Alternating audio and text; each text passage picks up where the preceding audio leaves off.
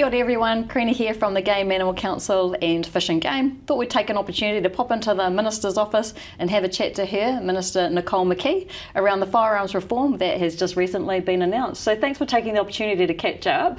We've got a couple of quick questions that our hunters are really keen to hear from you on. So the first one is, can you briefly explain the update on the Arms Act rewrite and where we are in relation to this process? Yeah, sure. But first of all, welcome to Wellington, Corina, and welcome to the Beehive. To all those that are watching, welcome to my office. This is the place where all the hard work gets done. Yeah. We are in the process, as Corina just announced, we have just landed the Arms Act. In other words, all the policy decisions have just been made. Well, actually not just been, we've been working on this for quite some time, and it's taken me quite some time to be able to work through with my Cabinet colleagues about what will be in and out of the Arms Act. So next stages.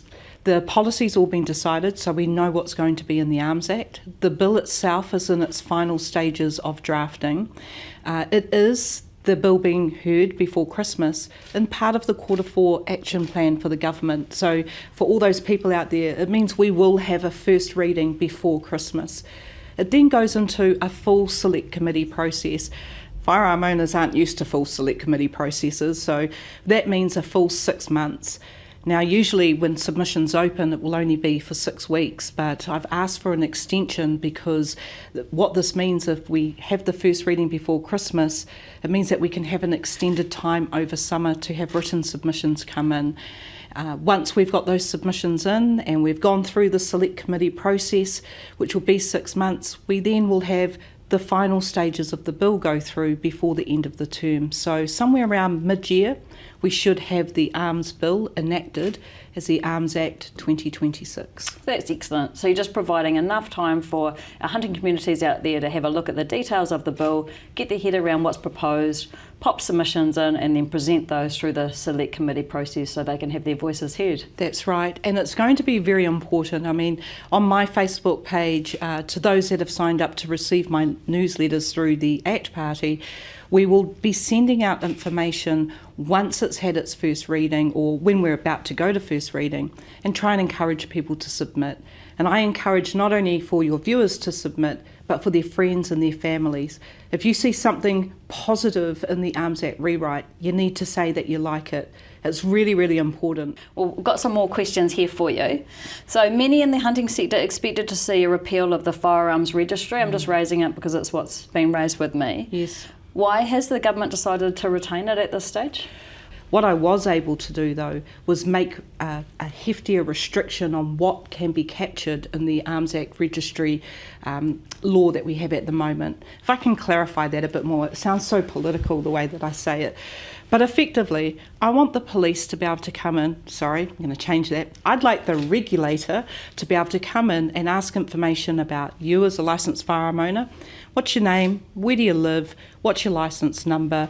What sort of firearms do you have? That's crucial information for the registry. But people have told me that they've been asked, what's your bank account number? What's the licence plate of your car? I mean, that has nothing to do with the registry. So I'm taking out a clause within the Arms Act that prevents the collection and retention of that sort of information.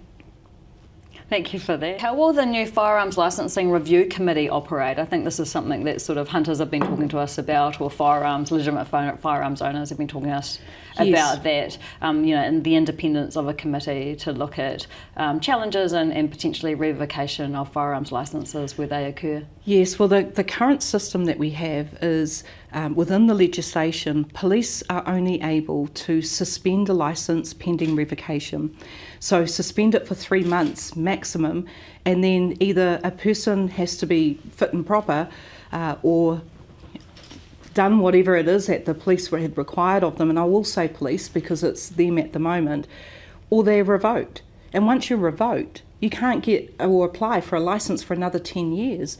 I've had grave concerns over this. And when it comes to licensing decisions, if you are revoked or you do not get agreement from the police to have a firearms licence, you can review that or apply for a review. And when you do that, you're applying to the same people that had revoked you. And I don't think that's like police marking their own homework. What really got me is when we looked at how many reviews were overturned, over a third of them were overturned by the same agency that made the decision in the first place. So we need some transparency here, and I think we need independence as well from the regulator who will be making the decision. So the way forward here, a couple of things to note. One, it won't just be suspension pending revocation. In the new law, we'll be able to allow the regulator to actually suspend a licence, not suspend pending revocation. For health issues, mental health, say you've got cancer, they'll be able to suspend for up to 12 months so that you can get the help that you need, rather than suspend pending revocation. Now, if you are denied a licence, you're revoked or it's suspended, you'll be able to go to this new independent Firearms Licensing Review Committee, and that will be a panel of 3 members made up of a person from the firearms community, a lawyer, and somebody that the regulator would like on the panel. So you'll have a panel of 3 independent people who made from the decision makers in the first place to review whether or not your licence should remain revoked or suspended, or whether or not you should or should not be granted a firearms licence. Well, that sounds excellent. I know that a lot of the people that I'm talking to were worried about the revocation of firearms just for a whole lot of other areas. And you've mentioned mental health and well-being. This is something that's really important to the sector. Obviously, hunting is really good for your mental health and physical well-being. It's great to get out in the natural environment and reconnect. Sometimes life is a bit challenging and people go through their ups and downs. And the ability to be able to retain a firearms licence and then go out and hunt, I think, is part of that healing process for parts of our community. That most certainly can be a part of the solution to people, is actually the outdoor fitness. It's so, I know myself, I remember with just recently, Game Animal Council took a whole lot of MPs out. We went hunting in central North Island. I took a family member with me, and we spent 2 days out there, and boy, how rejuvenating was that, getting outdoors, being amongst it and being with friends. And then not only that, but humanely dispatching animals and giving that meat to the food banks. I mean, that's one of the highlights of my year, is to be able to do that.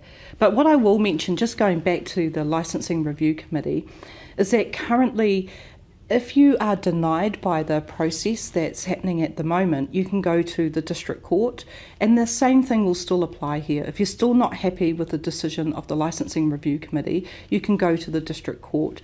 But in some cases, people have gone straight to court. I want them to have an option without having the expense of going to court as the first option. Oh, that's excellent. And the other one that I picked up is that people may, if they're going through some troubles or something like that is happening in their lives, they may voluntarily surrender or possibly send their firearms to a friend who's a legitimate licensed firearms owner with well-established systems at home, and they may be able to take over those firearms for a period of time. That's right. There's another change that we're making in the legislation where firearms will be able to be stored at any approved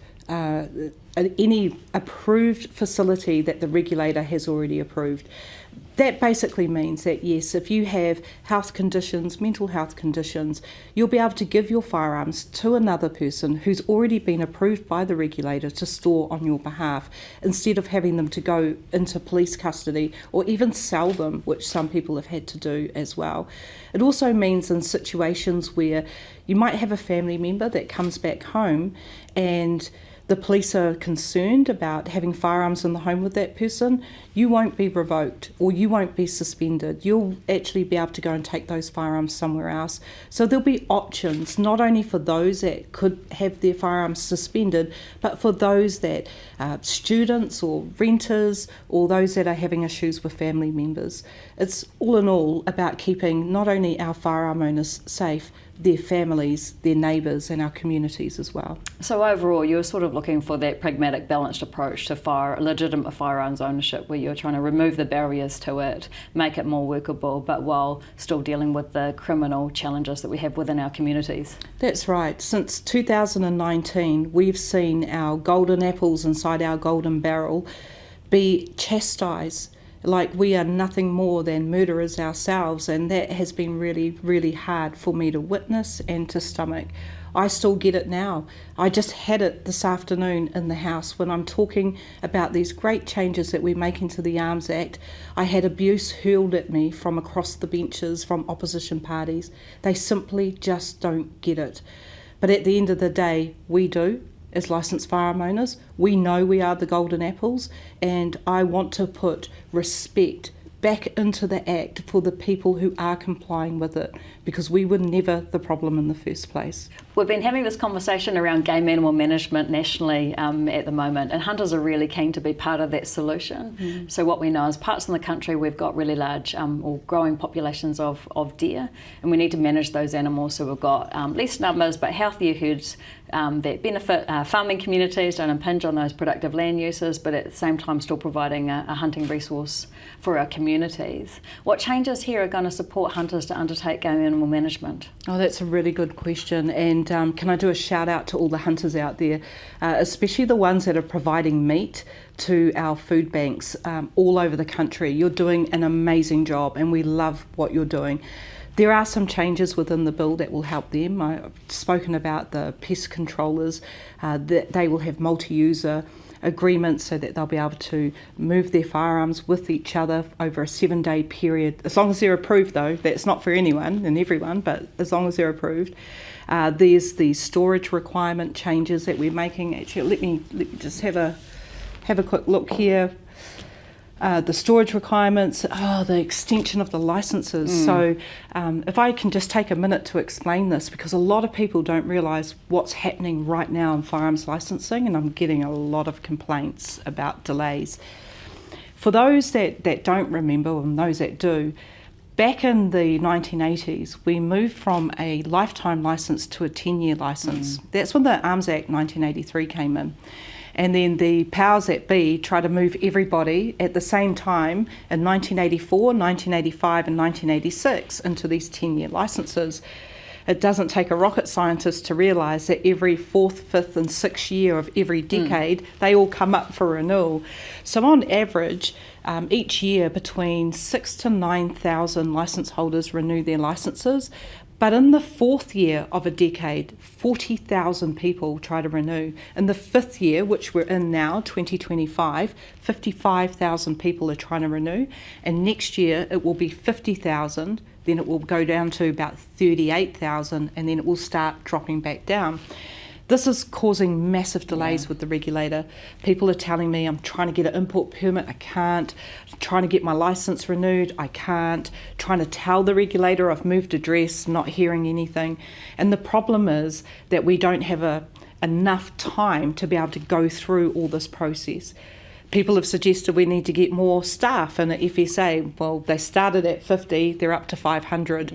There's a lot of people. So actually the answer to the question is an extension of licences, and this is going to benefit the licensed firearm owners and our hunters hugely.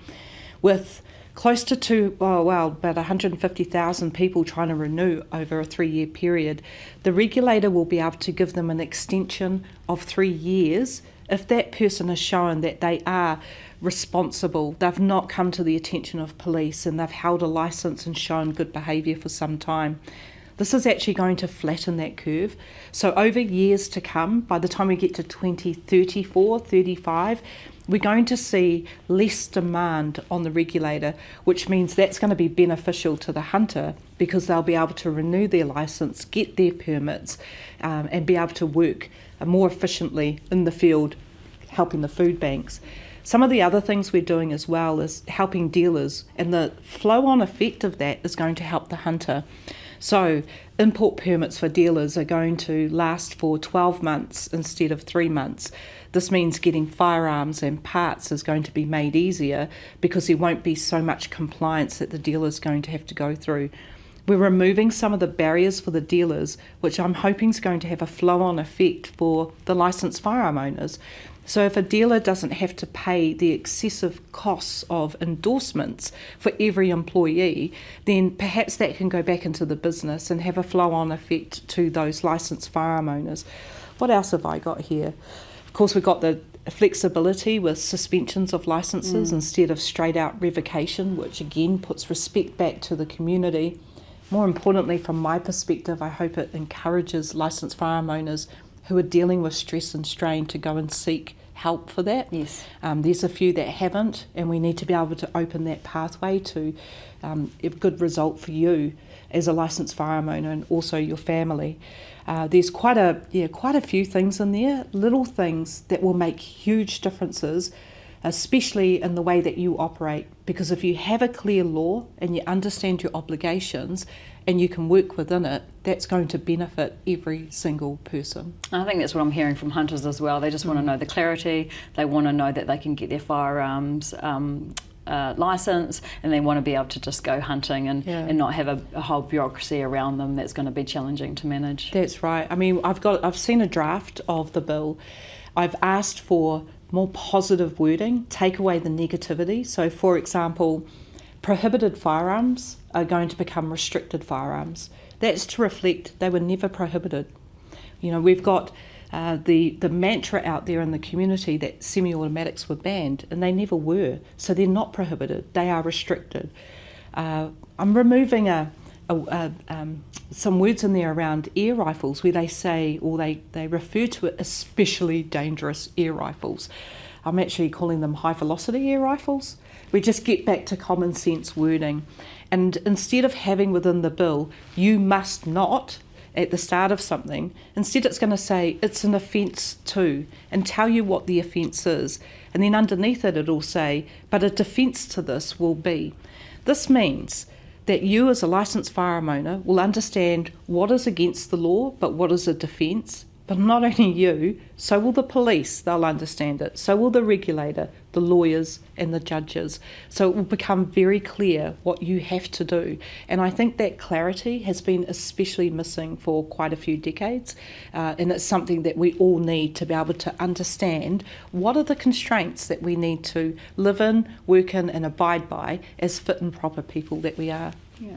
A couple of other questions that I've got before we close off is I've had people come and ask me what this red flag system is. You know, we've got the policy intent, but we haven't seen the details of the bill, and this is something that sort of, they've been highlighted for them. So can you explain that a little bit more for us, please? Sure. So at the moment, what we have is the Firearms Safety Authority, who sit as a independent business unit of New Zealand Police, and they share information. And you might ask, what information are they sharing?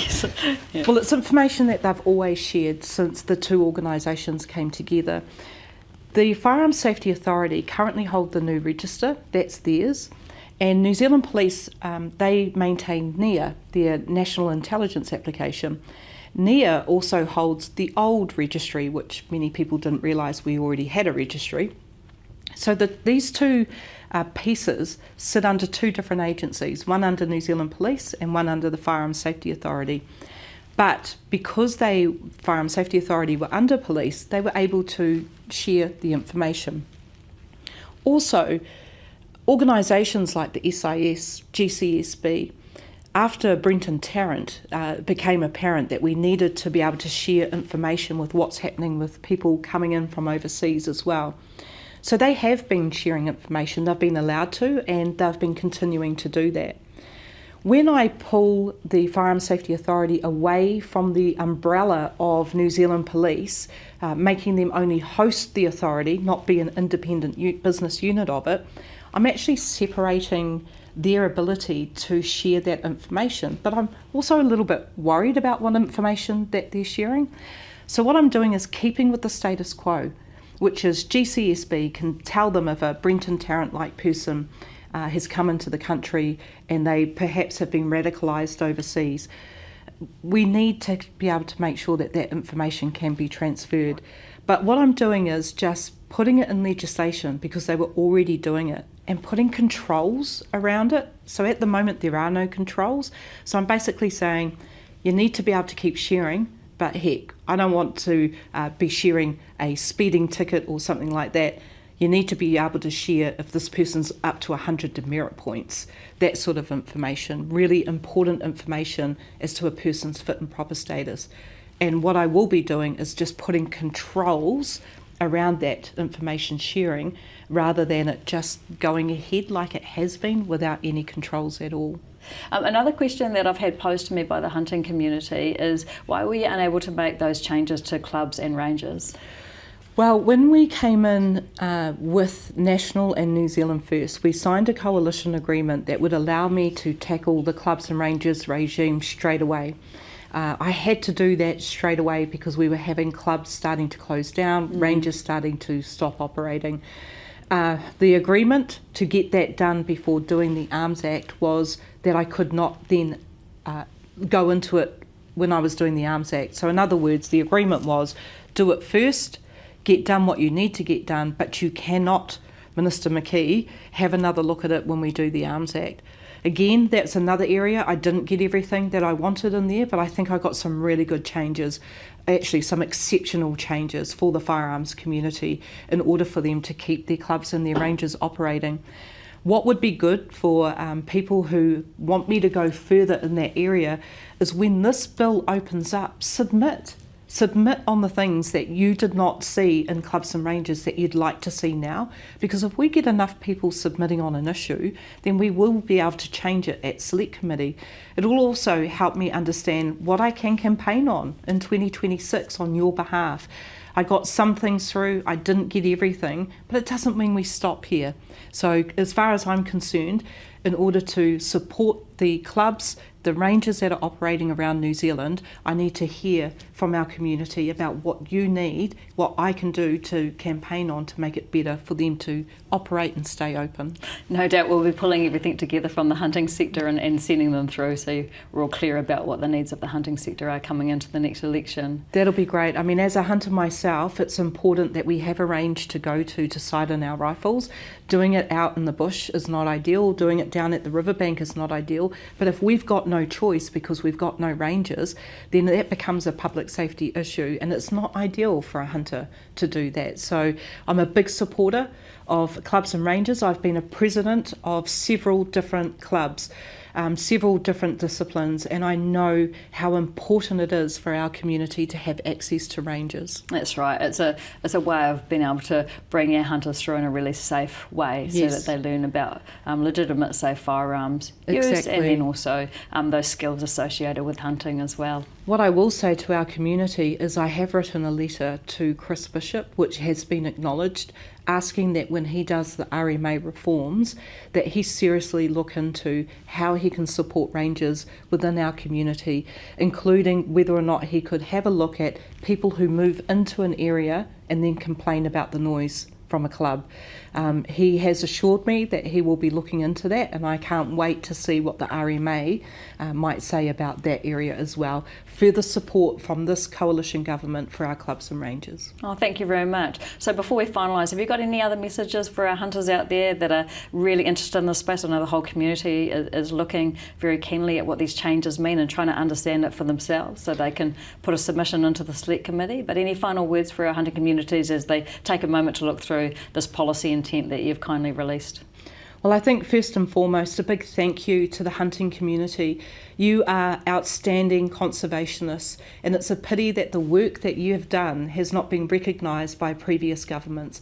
You can be assured that this government does recognise the work that you do. But in order to effect change, we need you to submit.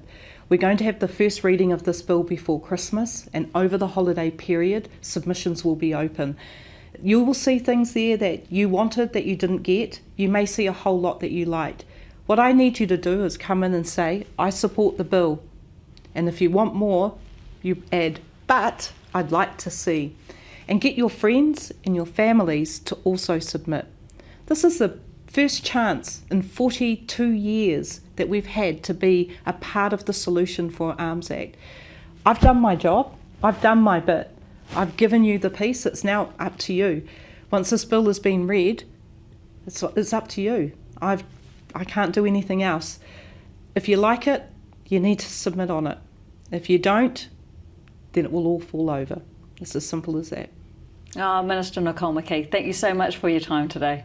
Thank you, Corina. Great to be able to actually have a chat with you, and I appreciate the work that Game Animal Council do for our hunting community. Fantastic job. Thank you.